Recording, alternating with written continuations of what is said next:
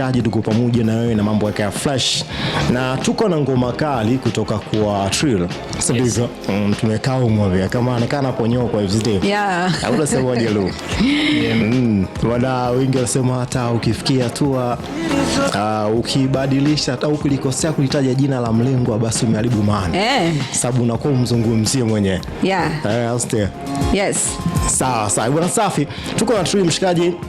Mimi namfahamu kama ni miongoni wa washikaji ambao wanafanya muziki lakini pia ni waandaji wa muziki pia. Nakumbuka kuna kazi ambayo ashafanikiwa kuziandaa.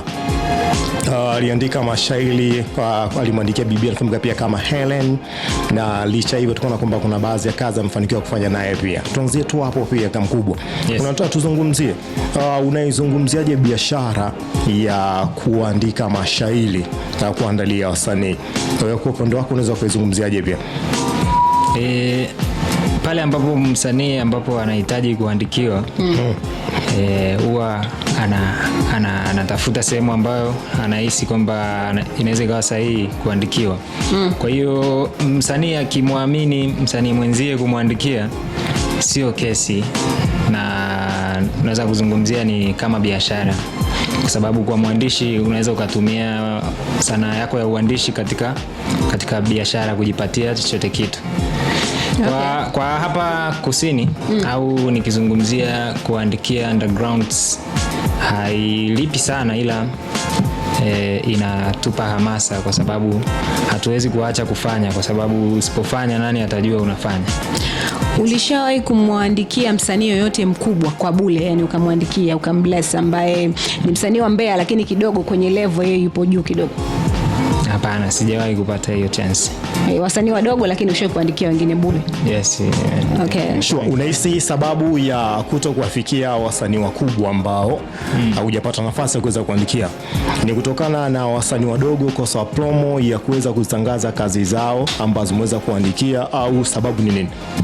Yeah, umelijibia vizuri sana, kwa sababu unaweza ukamwandikia msanii ambaye yupo mkoani lakini akashindwa kufikisha ile kazi sehemu ambayo inapaswa kufika.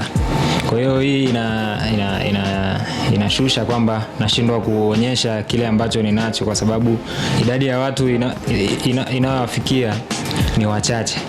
Yes. Nimekuwa nikiona wasanii wakizipa majina kazi zao, kuzungumzia wimbo. Na sijajua kwamba huwa anazingatia kitu gani. Mfano kwenye hii hapa kazi yako mtumika kama Telagata. Yes. Na Telagata nini kinazungumziwa, lakini pia lilitokana na nini ili jina mpaka ukawa na sababu ya kuweza kupa wimbo? Okay, kwanza nyimbo tumerekodi ilikuwa ni mwishoni mwa mwaka 2025. Okay.